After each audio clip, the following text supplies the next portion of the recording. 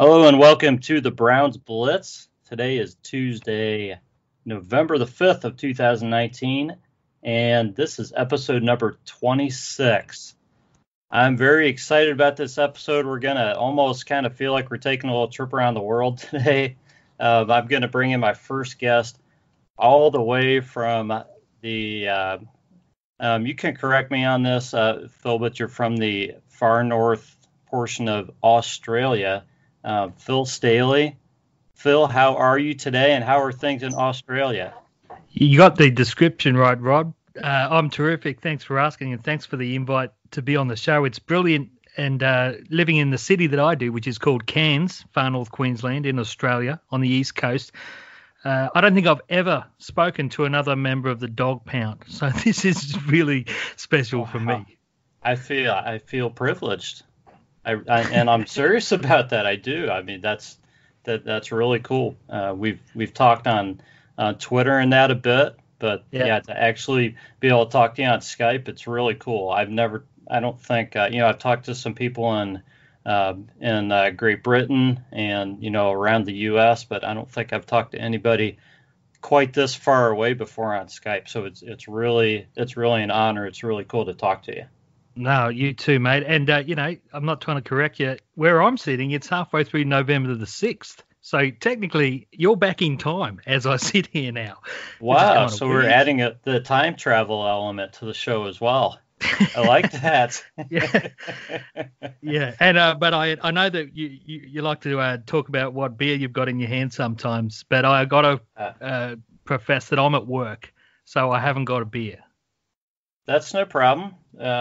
Yeah, our Blitz beverage, you don't have one with you, but I'm dying to hear about the type of beverage that you drink. What type of beer, maybe tell me about your favorite or something that you would drink if you were just kind of relaxing on a Saturday afternoon.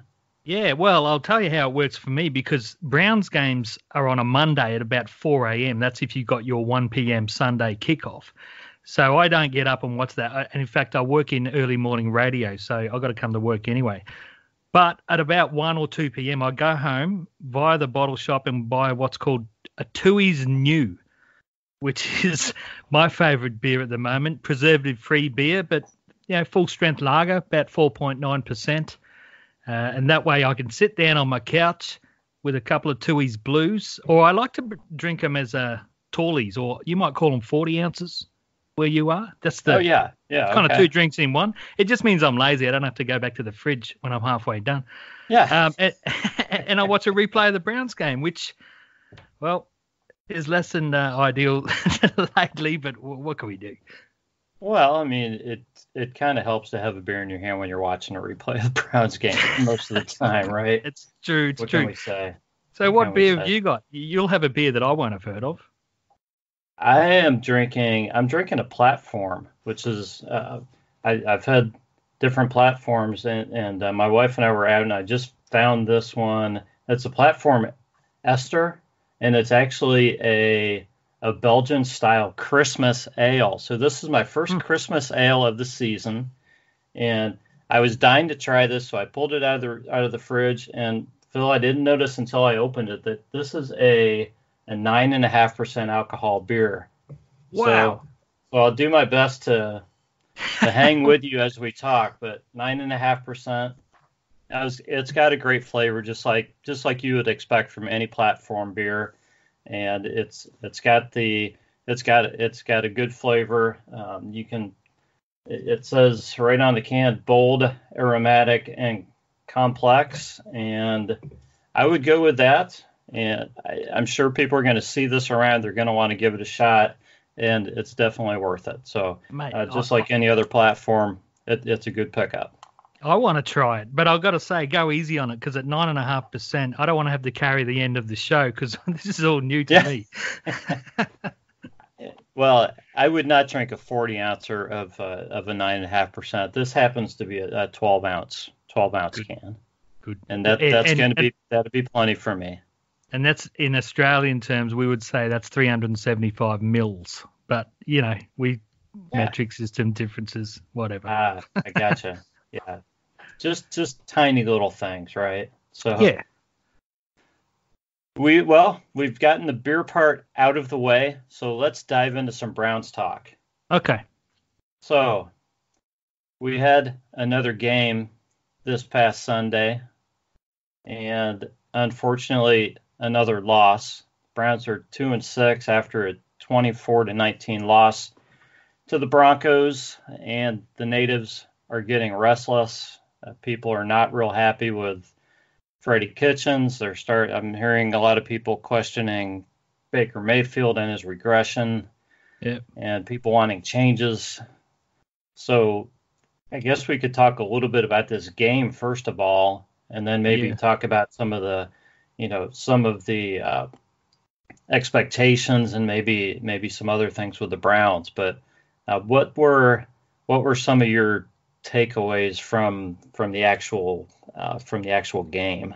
Well, it's frustrating, isn't it? I feel the frustration of the dog pound because it feels like we're watching the same thing every week. We're not getting thrashed ever. No. But we're always right there in the games, and we can always point to one play. And look, sometimes in the past it's been one referee's call, but I don't want to get into that. Mm-hmm. And this time we're talking about going for it on a 3rd and short with Chubb off the field, so I get that people are calling for Kitchens because it feels like we don't have the right guys being the targets in the key moments at the right time. But I don't know, to flip the argument around, it feels like if you're not in those positions where you have to score on that drive, otherwise you've done it, then that's the problem. If we're only just trying to win games with perfect execution when you're down 6 or whatever it was, I mean, that's a lot to ask any NFL team to get it absolutely perfectly right in the most crucial play of the game. And I think if you plan your season on that, rarely you're going to succeed. I mean, that's the stuff that maybe the Patriots perhaps do it well as far as execution. But you know what I mean? So I think we got to look at why we're getting into them positions in the first place. And some of them turnovers at the start of the game were ridiculous. So it's hard to point my finger at it. I don't know, Rod. I wanted to ask you about the expectations, though, because weren't we all excited in the off season? And when you're looking at the paper, we're very excited. Yeah. And you're looking at the team on paper and all these Pro Bowl names jumping off the sheet, and you're thinking, yeah, but I don't know. I guess in hindsight, which is always valuable, I was thinking about this last night, thinking, I reckon every season, at the start of the season, there's probably about 20, 22 teams that you would read and say, that's a really good roster, on paper. 20, 22 odd teams, might have 1 or 2 Pro Bowlers. But then you think only 12 teams going to make the playoffs, and then only one of those going to win the Super Bowl. So I don't know if maybe we got excited just because we had a great team on paper, and we did, but so did 22 other sides or more. So I just think we're not used to having that. And when we had it, and you throw in someone like OBJ, you're talking about one of the top players at his position, which is so rare for the Browns.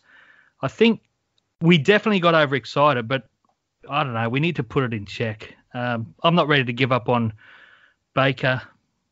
What are your thoughts on Kitchens? I can't decide. It's just weird. We're the best team we've had in ages, and we went with a rookie coach, and that's interesting. Well, I mean, to go way back, I think that the expectations part was not only the additions, but it was the way 2018 finished. Yeah, it was true. Winning 5 out of the last 8. Yep. Didn't lose double digits for the first time in who knows how long.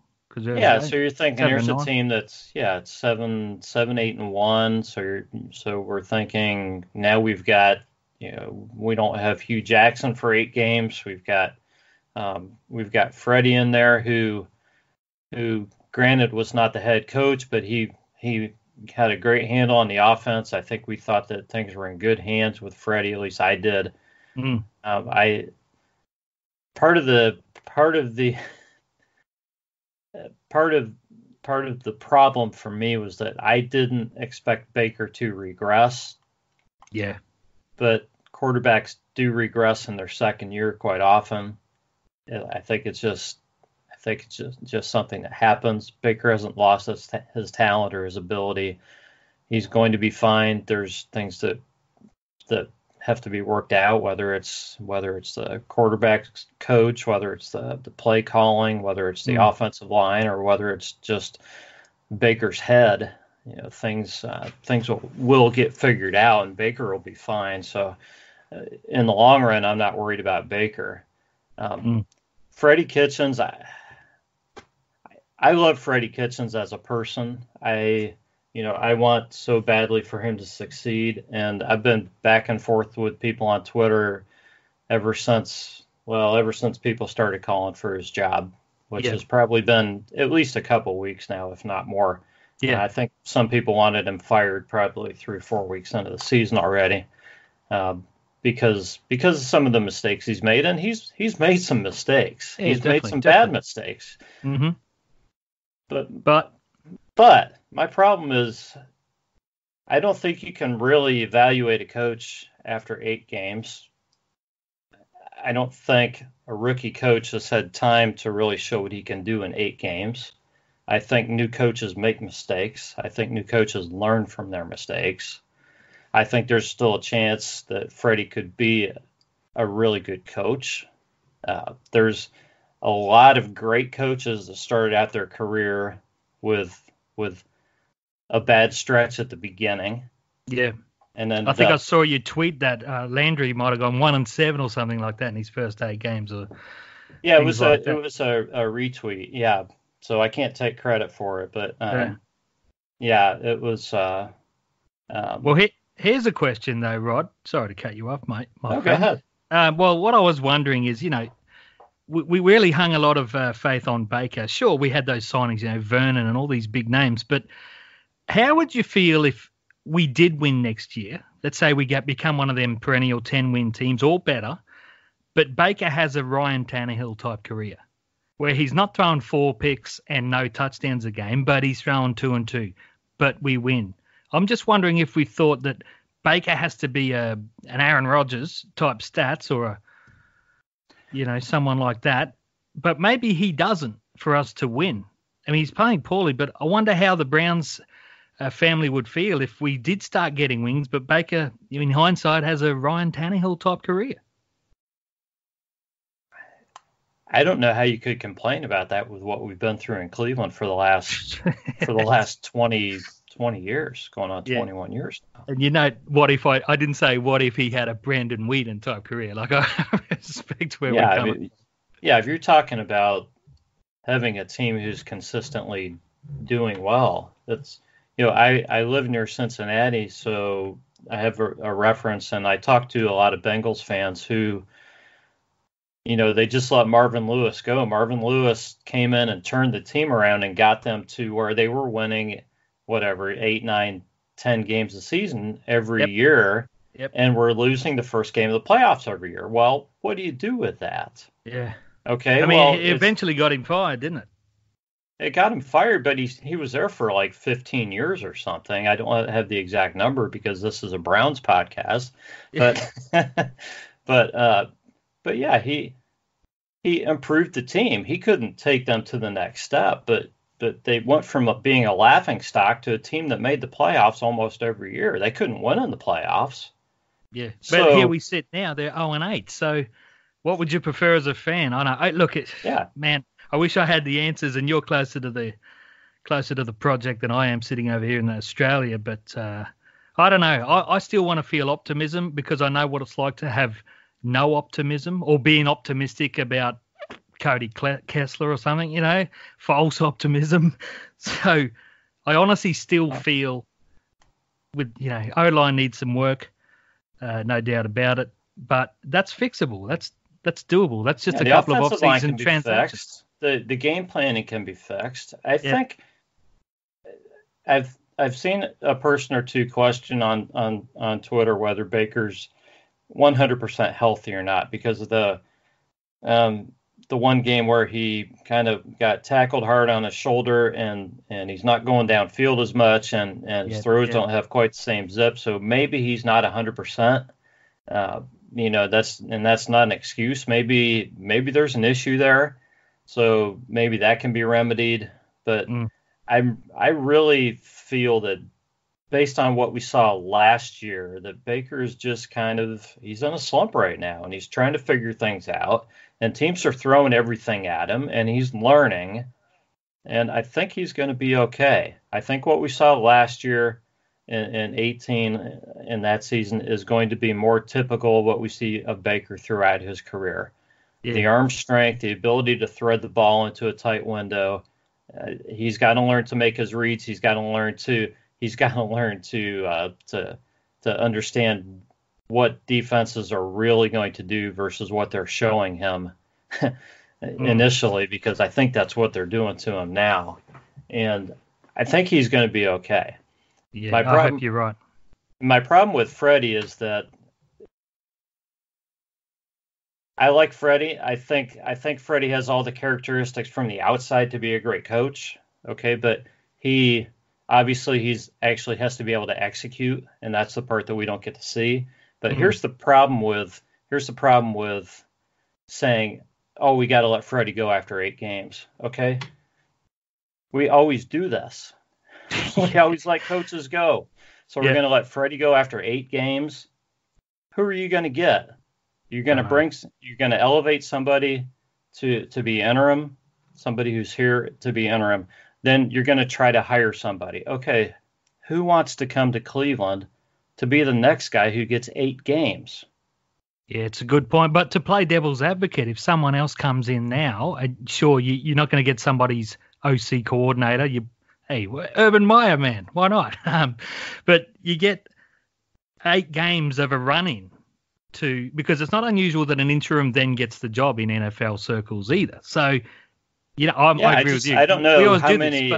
I guess if you really thought you could find somebody who's available now who you could use for next year, that would be different. I just don't know who would be available now that they would see as a top candidate. Yeah, I think you're right. Can I ask you about the Bills game then? And if you don't mind, I'm going to point out the Bills game for me this Monday. Sorry, Sunday, where you are. Yeah. It's special for me because you might be thinking, what the heck is this guy from Australia doing being a hardcore Browns fan? But the truth is, the first time I ever discovered NFL football on Australian TV was late night Tuesday nights. They show highlights of all the games, and then Don Lane would come on with the game of the week. And it was 1990, January 6th. We were playing the Bills in the playoffs when Eric Metcalf ran those 2 kickoffs for touchdowns.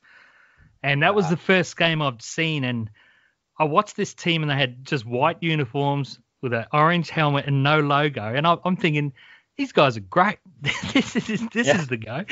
There was something about it. That's my team. And look, in hindsight, they tricked you, didn't they? I don't think we won since then. But they really tricked you, Phil. Yeah, and we get the same with the college ball, and a lot of OSU fans won't like this because the same experience I had on a Wednesday night was I saw a Penn State game.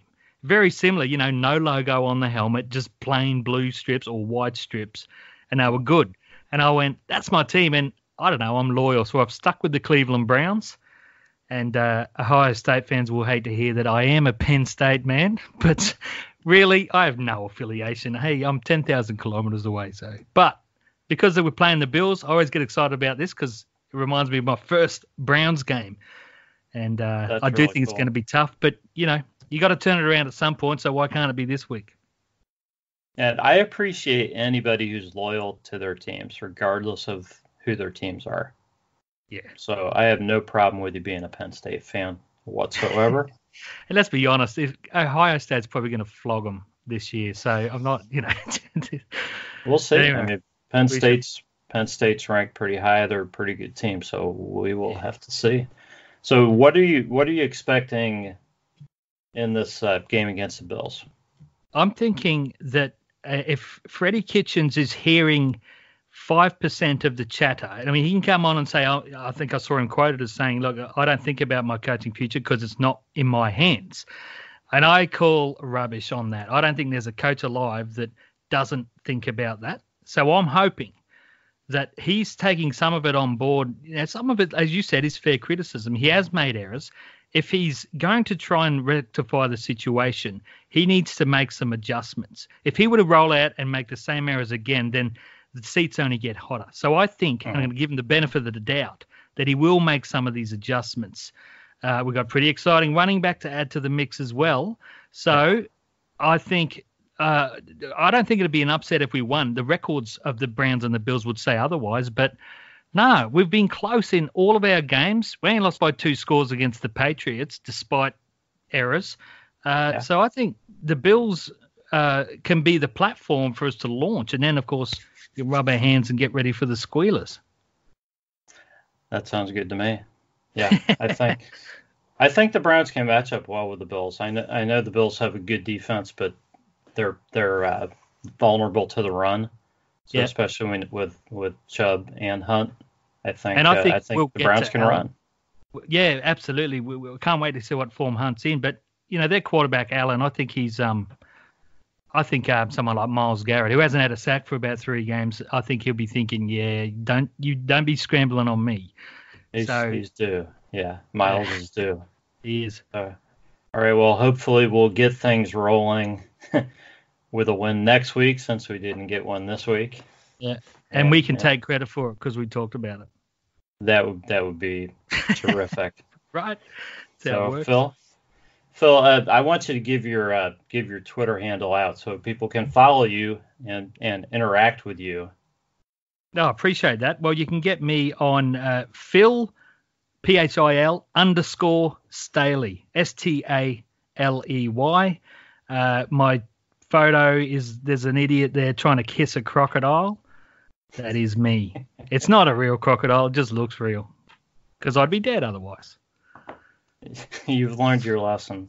Well, you were kind of raised that way over there, I guess. In Australia. So you're just smart. Yeah, well, Look, if you ever visit my part of the world, just stay out of the water. That's all you need to know. I think I'll remember that. Phil, it's been a pleasure talking to you, and I hope we can do this again at some point. Absolutely. I appreciate the opportunity, Rod, and it's good, as I said, to talk to members of the Dog Pound, and salute to all the Dog Pound members. Hang in there. Let's not give up. All right. Thanks, Phil. See ya. And joining me now is Peter Jones. Peter, how are you? Rod, I'm very good. How are you? I'm just doing great. So how are things in England? It's what we would call a probably typical English fall weather, kind of wet and rainy and just drizzly and just murky, and so days to stay indoors. Kind of like what I'm seeing out my window. Right. Sounds very familiar. Yeah, probably a little bit darker over there, but yeah. So we haven't come up with a name yet for your segment. We're going to do that, but we're gonna talk some kind of football history when we have you on every other week, and let's just dive right in. So I'm going to let you introduce our topic for this show, and then we'll kick it around for a while. Okay, thanks, Rod. So as you know, I'm into the history and very much about the trends and how the game changes over the years. And in particular, one of the things I've been looking at recently is the opening up of the passing game and the way that's impacted not only the obvious things, the passer rating and how much easier it typically is to move the football through the air now, but also the impact that's had on other positions, and in particular the cornerback position.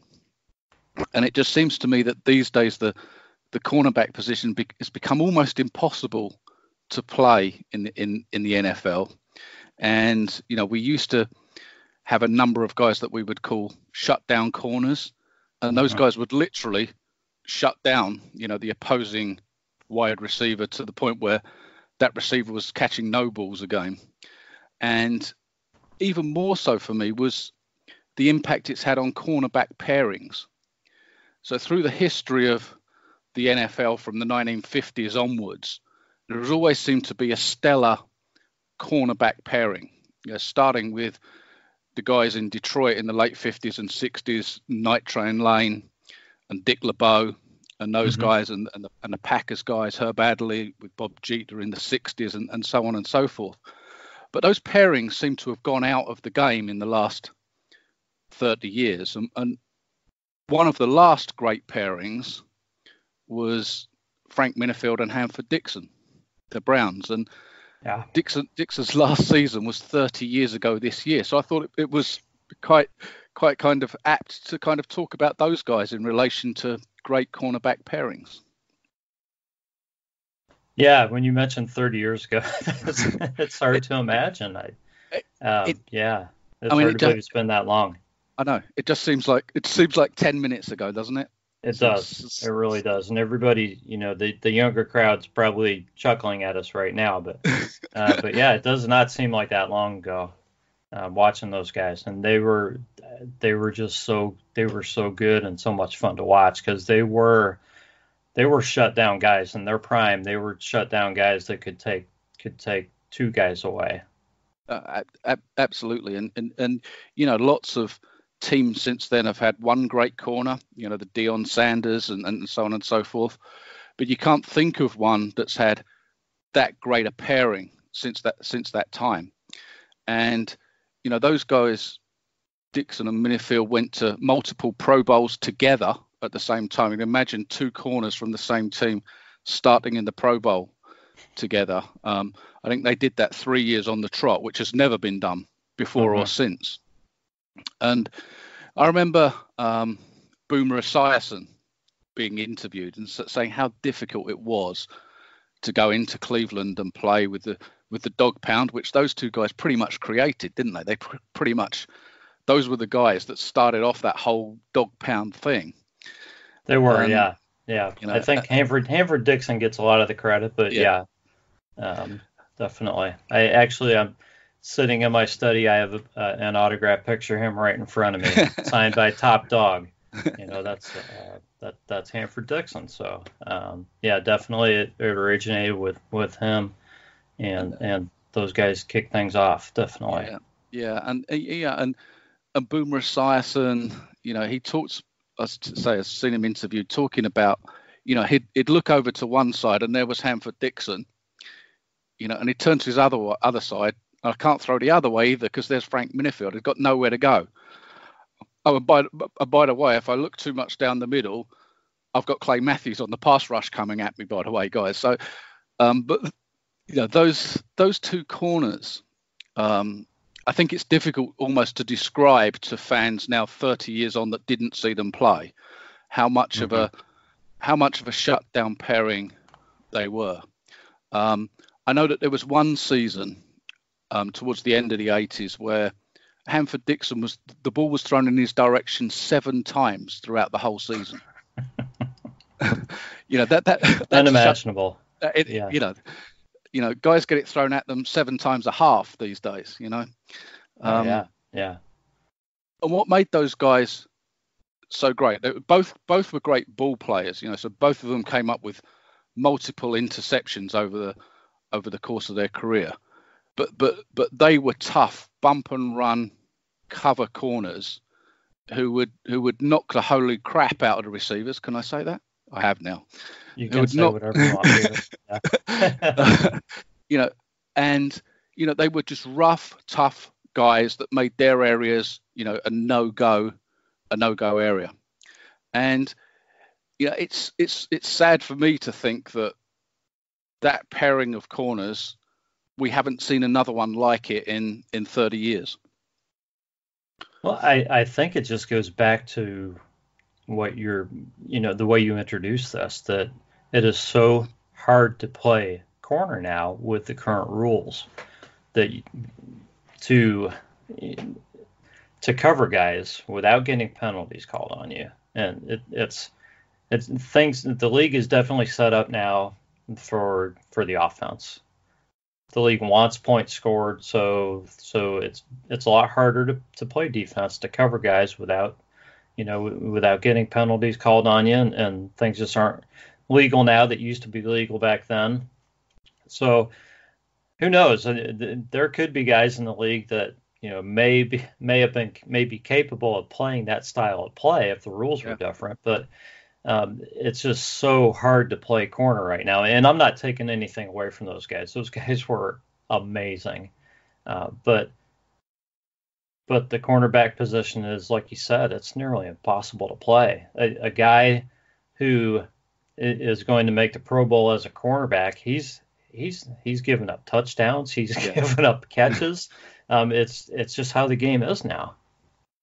Yeah, no, it really is, and it's I like to have a nice balance between offense and defense, and I guess that I was fortunate, even though I wasn't a Cleveland Browns fan, to watch those guys. When I was learning a lot about football, and the pairing that I liked before them was the Raiders pairing of Mike Haynes and Lester Hayes. Lester Hayes with his stickum all over his body, that any ball that hit him anywhere seemed to stick to him. Where we kind of felt like, something seems a little bit off here, but what the heck, it seems to work. Hey. Yeah. and opposite him, it was the kind of silky smooth corner, Mike Haynes, who came over from New England and was a multiple All-Pro in New England before he went to the Raiders. And it was that pairing, and then the pairing, the Cleveland pair of Dixon and Minifield, that I guess really made me start to appreciate defense and appreciate cornerback play. And those pairings together were just fantastic. And to put the Cleveland pair into some kind of context, they played together for six whole seasons, from 84 through 89, and the Browns made the playoffs 85, 86, 87, 88, 89. So 5 of those 6 seasons that they played together, the Browns were in the playoffs. Now I know, the Browns how that works, huh? And the Browns had a lot of other good players, as we know, some great players, like Clay Matthews and Bernie Kosar and what have you. But those pair on the corners, and if you look at the defense was in the top 10 in yards 6 times in 7 years, and in points given up, they were in the top 10 best defense 5 times in 6 seasons in that period. And so it's funny, as you say, it's funny how that works. Those guys, like I say, I think unless you go back and are able to watch the film, it's difficult to understand how good those guys were. And I think we really miss having those kind of physical shutdown corners in today's game. I think we miss that balance. Yeah, I agree with you. I mean, it's fun watching guys make great catches, and it can be fun seeing a shootout here and there, but every now and then, just a nice defensive struggle is just kind of fun to watch from a football perspective. Yeah, very much so. And yeah, I just miss it. So I just thought that it would be nice to just spend, like I say, 5 or 10 minutes just talking about those cornerback pairings. I mean, there were others around similar period. Ronnie Lott and Eric Wright at the 49ers. That was before Lott moved to safety. He was an all-pro corner before he played safety. And of course, the Steelers teams of the 70s, Mel Blount and JT Thomas. Yeah. So all of those really great teams had that cornerback pairing, and I just miss it. So while we're talking corners, the historian that you are, why don't you give me your top 3 corners of all time, Peter? I'm sure you have a list. I don't have a list in front of me, but I can certainly reel them off. So Mike Haynes would be my number 1. So 9-time Pro Bowler for the Patriots and then the Raiders. So he played on some not too great Patriots teams in the late 70s and early 80s, and then was traded to the Raiders in 82 or 83 to team up with Lester Hayes, and he would be my number 1. And it's interesting because Al Davis always had this thing about getting corners. He'd trade guys away to get corners. He would have 4 or 5 corners that could start on most teams. So cornerbacks were Al Davis's thing. Even on that Raiders team, then they still had old man Willie Brown, who recently passed away, was still on the Raiders roster around that period. So Mike Haynes would be my number one guy. My number two guy would be, so I'm a little bit biased as a Packers fan. My number two guy would be Herb Adderley, who played on Lombardi's Packers teams in the 60s. So he played and won the first two Super Bowls, and then in 70 was traded to the Cowboys and played and won two more Super Bowls with the Cowboys. So he's one of the few guys that won at that time. I think he won 4 of the first 6 Super Bowls or something like that. Wow. Yeah. Pretty impressive, huh? Yeah. And he's a guy that was drafted out of college as a running back. It was converted to corner and ended his career with 48 interceptions or that kind of number. And I guess the other one that comes to mind that's really difficult to leave off an all-time cornerback list would be Dick Night Train Lane. Yeah. Of the Lions. And again, that's a guy that you've only kind of seen on tape, and so playing in the 50s and early 60s, a guy that you've seen on tape, that you've read about. And I had the good fortune to talk to Ray Berry, or Raymond as he should probably be called, the old Baltimore Colts receiver, Hall of Famer.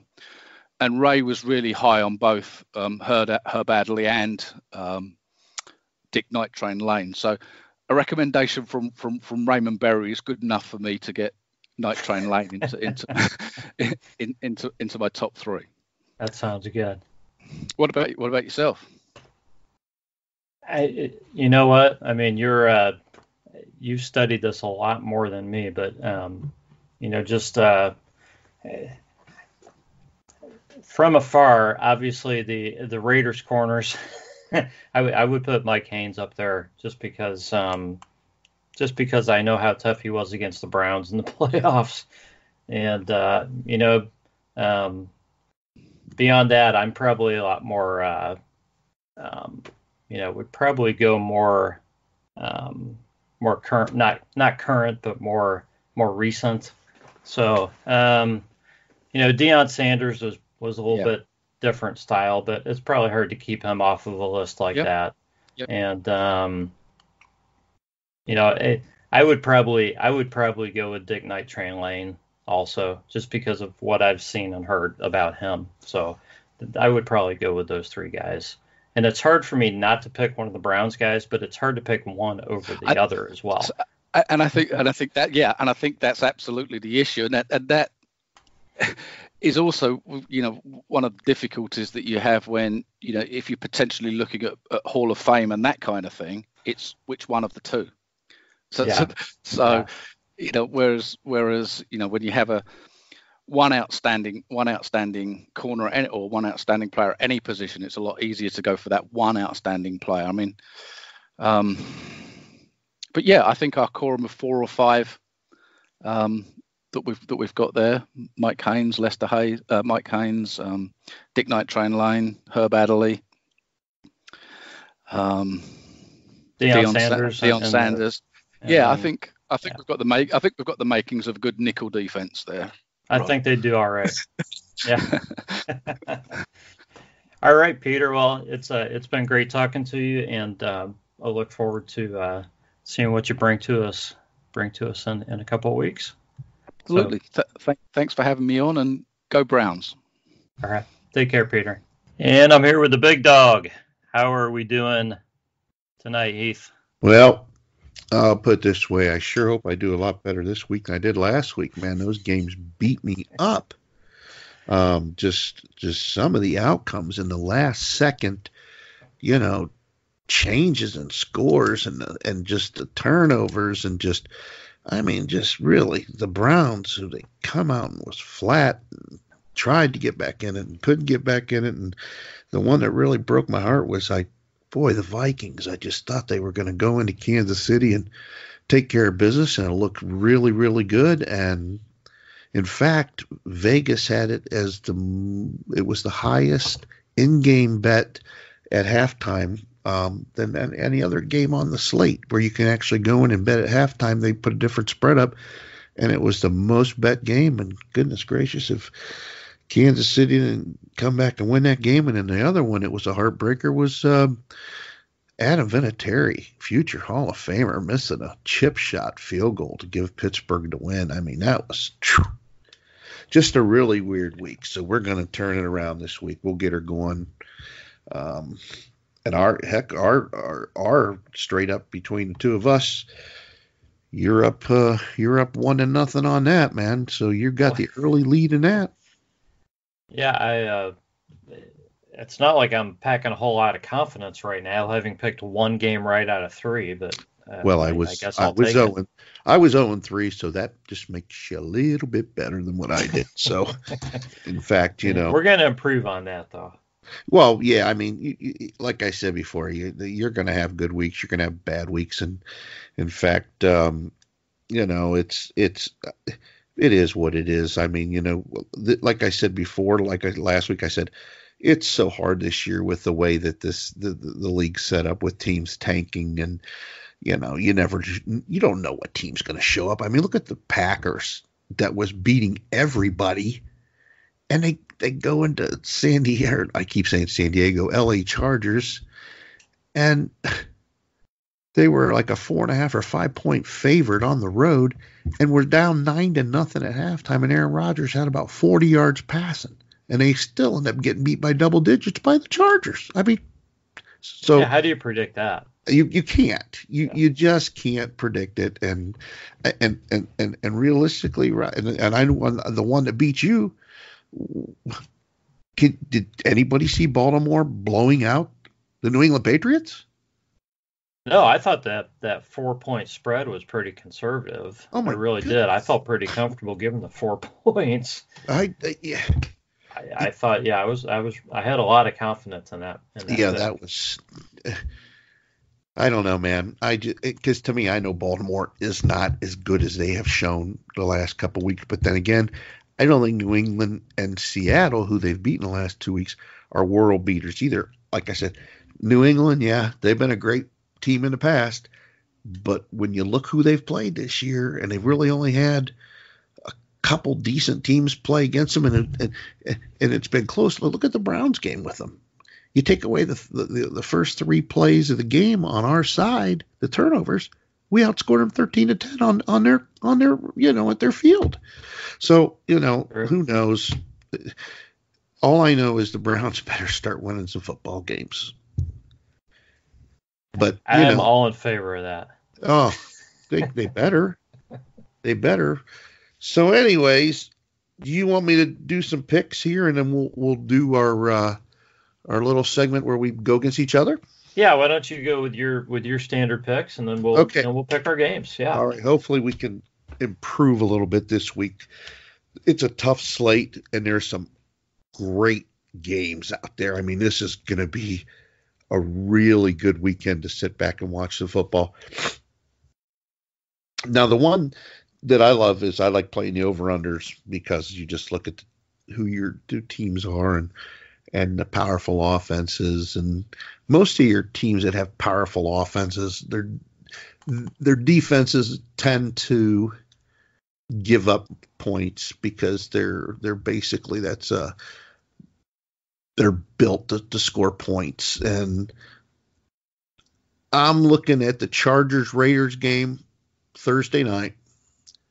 It's got a spread of 48.5. I don't know how that stays under 48.5. I believe it's going to go over 48.5. So I'm going to do an over-under with the Chargers and Raiders on Thursday, and I'm going to bet over 48.5. I'm going to go to my underdog, and that's the team that I think not only is an underdog, but they have a chance to win. And I'm going to take the Arizona Cardinals. They're getting 4 points, and that's at Tampa Bay. Arizona's got a pretty decent defense. They can put some points up on the board, and I'm figuring Jameis Winston will probably throw a couple, 2-3 picks. That's just him. A lot of points are going to be scored. This almost was going to be my over/under. They've set it all the way up to 52 points.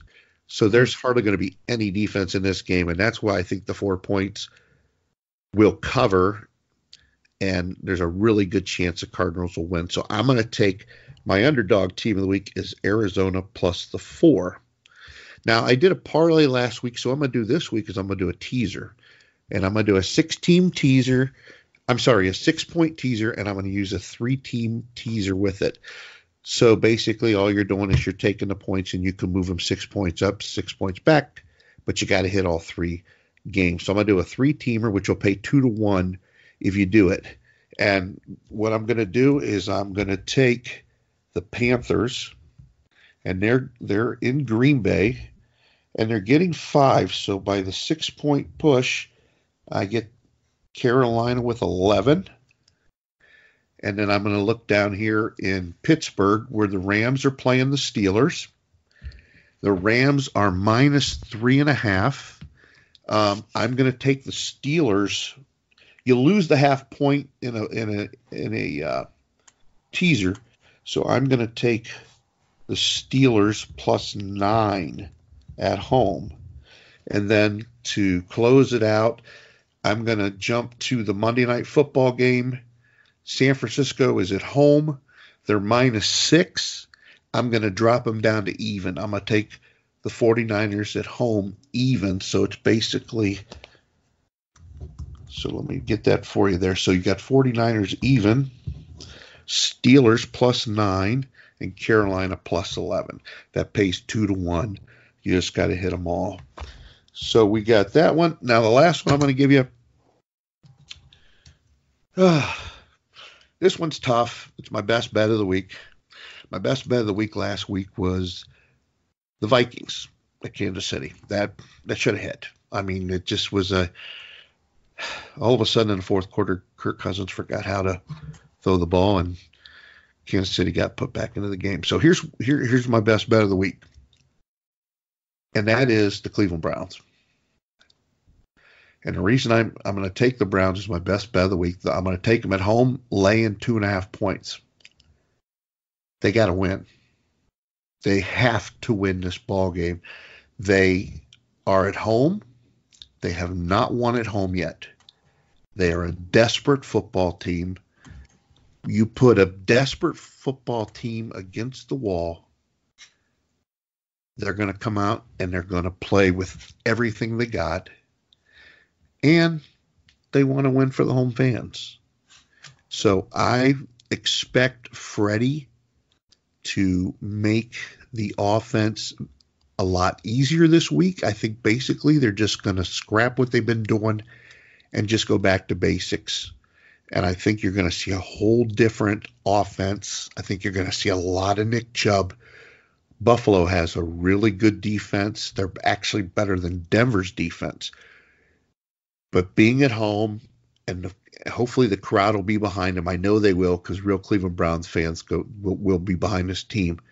They're not going to lose this week.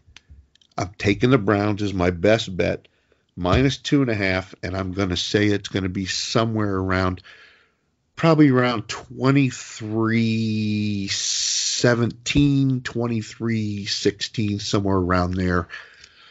So hopefully they'll come through, but that's my best bet. I think the Browns are the team to take this week. They got to win. If they don't win this week, I think it's going to be a very interesting Monday in Berea. I like the pick. I really want to see a win, so I'm hoping that you're right on this one, Big Dog. Yep. And yeah, so are we ready to move on to let's do our segment? Pick. Yeah, we're going to do better this week, right? We will do better this week. Well, I mean, like I said, we picked 3 games. You were 1-2. I was 0-3. It happens. It wasn't like we, I mean, goodness gracious, you had the Patriots minus 3.5 at Baltimore, and they got beat by double digits. I mean, no, that's just craziness. That's just stuff that just doesn't happen. I mean, so you know what?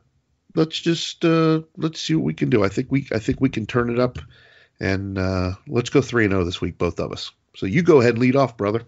Sounds good. All right, I'm going to start out by taking the Minnesota Vikings +3 at Dallas, Okay. which sounds vaguely familiar to the game you picked as your best bet last week. Yeah, I know. Yeah, I listen. Minnesota's got to bounce back.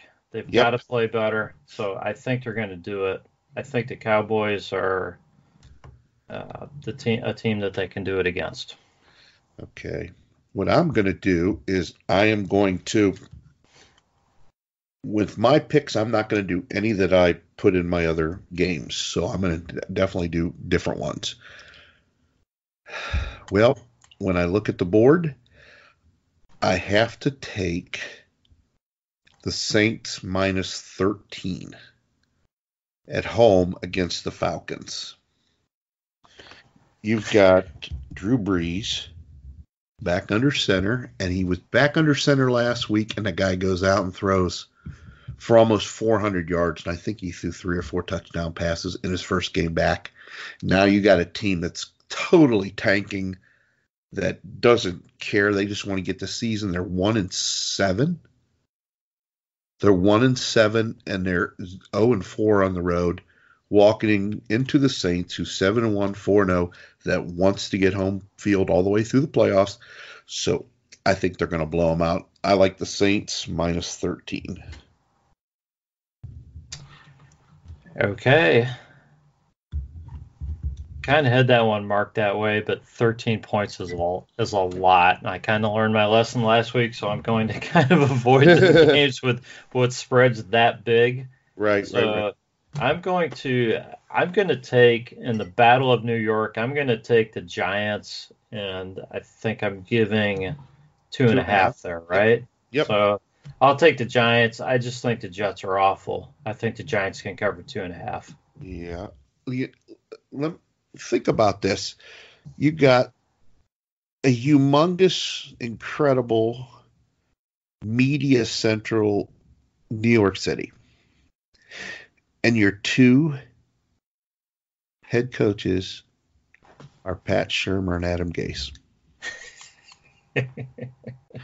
I mean, like, when they were hiring Pat Shurmur, I'm thinking, do they not get the intranet in New York City? Did they not see this guy's press conferences? Do they not understand he's not a good football coach?